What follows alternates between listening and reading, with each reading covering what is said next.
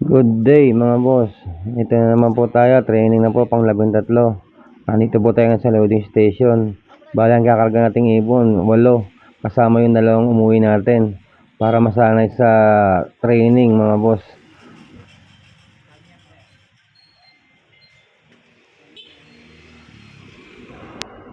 At ito pala yung mga kinaga nating mga ibon mga boss.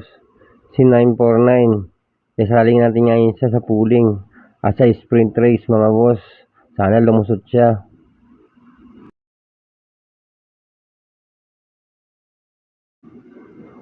At ito yung pangalawa, si 230, si puti, yung tinatawag na cute ni Loop Girl.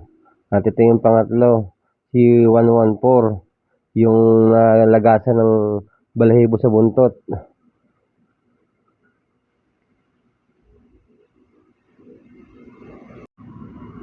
At ito yung pangapat, yung nawala nung nakarang training na kinabukasan na muwi, si 543 na kulay puti.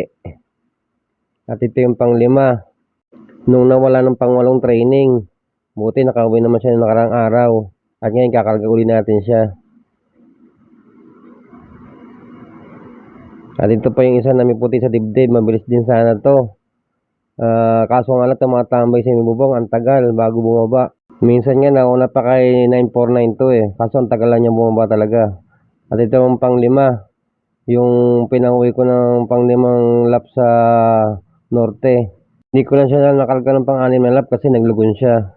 Kaya ngayon kakarga ko siya. At dito oras na ng abangan mga boss. Tingnan ko muna yung mga bahay nila kung baka may nakauwi na sa kanila. At ayan po. Wala naman po sila. Ang release pala natin ng ibon mga boss sa Quiapo, Nueva Ecija. 116 kilometers. Alas 7 na yung umaga ni-release mga boss.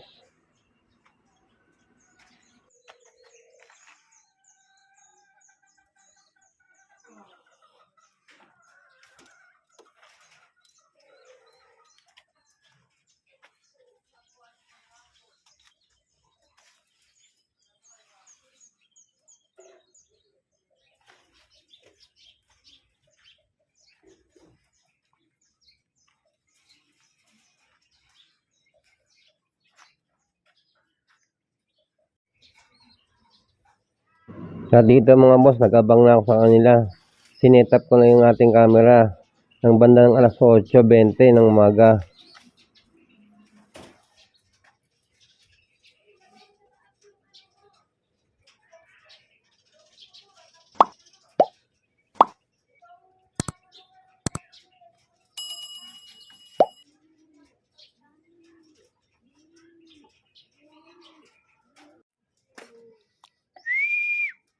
At bandang alas 8:33 ng umaga, dumating na yung sinali natin sa pooling o sa sprint race.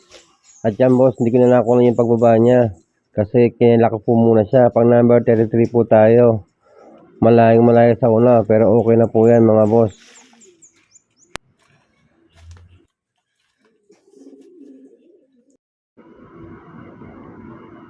At dito mga boss, sumunod po sa kanya may puti sa dibdib. Minsan nauna pa sa kanya. Pambandang alas 8:37, dumating po siya. Yan lang po dalawa na nagkakasunuran palagi, naguunahan.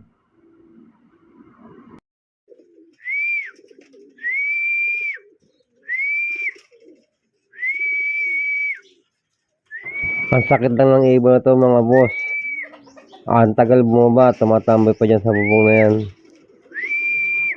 Yan lang po ang sakit yan. Pero kung sakaling bumaba kagad yan, nagkakasunuran lang yung dalawa na yan sa bilis. Minsan nauuna pa po tong ibon na to.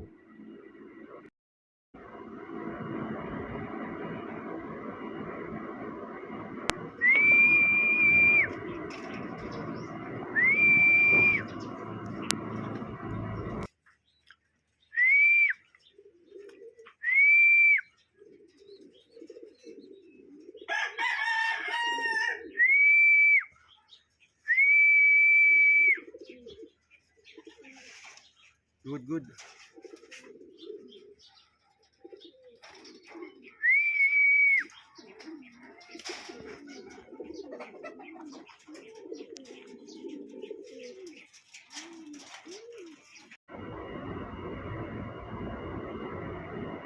At dito bandang 8:39 may dumating na naman tayong isang ibon mga boss.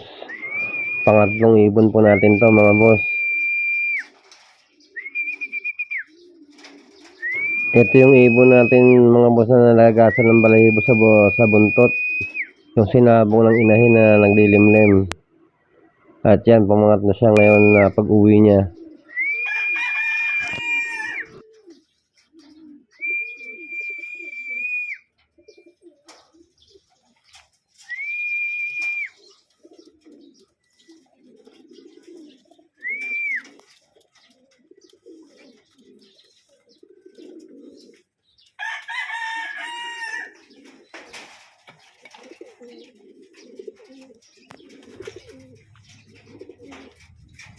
Dito mga boss, napansin ko may lumalanding naman tayo ng isang ibon, pang-apat na ibon. At 8:41 siya nakauwi mga boss. At dyan siya lumalanding sa mubong na yan, sa kabila.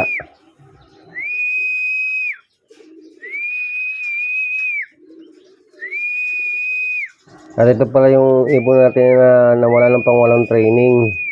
Na nakauwi lang nakaraang araw. Kinalagay natin ng pang-12 training. Na nakauwi din siya na huli na. Pero ngayon pang-apat siya na nakauwi mga boss.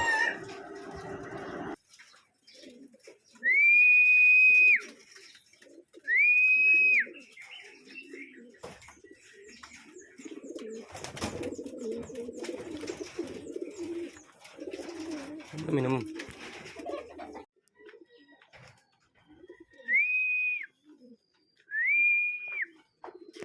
At dito mga boss, may napansin akong ibon natin ng dalawa na lumalanding na rin. Alas 8:43 sila muwi. Dalawa po sila, pang 5 at pang 6 na ibon. Yung pauwi natin ng norte na pang 5 lap na hindi ko nalagyan ng pang 6 kasi nga naglugon at saka yung puti natin ngayon. Ayan, sabay silang umuwi. Bali pang 6 na ibon na po natin to mga boss.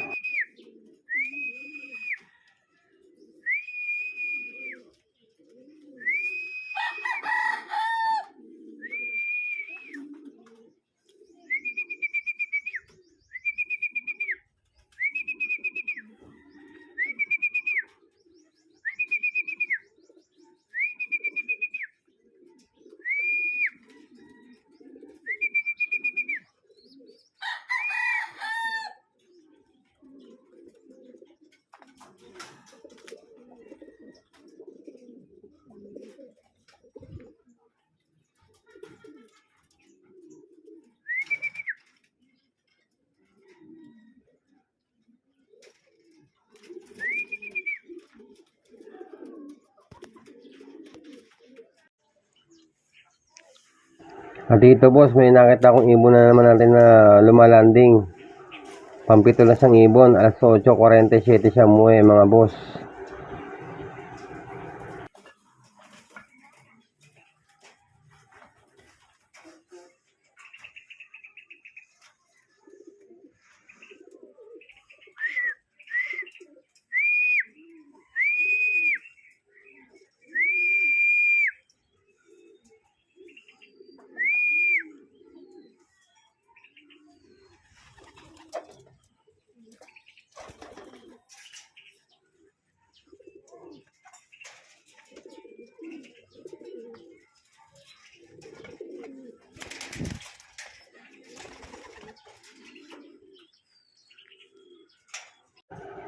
At maya maya umuwi na rin yung pangwala nating ibon, yung puti.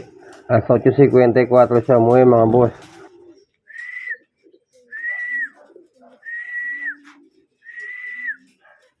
Pala boss, yung ibon na pang 11 training na kinabukasan na umuwi.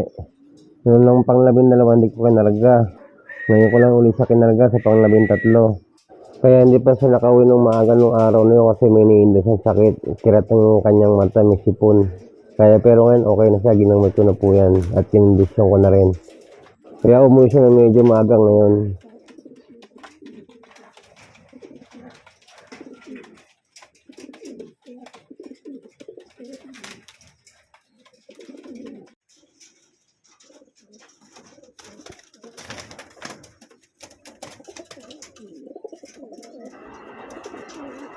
At dito mga boss, hindi ko muna sila pinakain at pinainom. Pinahinga ko muna sila. At tinignan ko kung kompleto silang 8. At tinignan ko rin yung mga kondisyon nila. Kung okay pa yung kondisyon nila. Pero okay pa naman yung kondisyon nila mga boss. Wala ako nakikitang iniinda nila. At yan, masisigla pa po sila mga boss. Maya maya pa po ako magpapakain yan. At magpapainom. Hanggang dito lang po sa aking video. Huwag niyo po sanang kalimutang mag-like at mag-subscribe at pakipindot po yung bell button natin para lagi ka updated sa aking mga video mga boss. Hanggang sa susunod nating training mga boss, pang 14.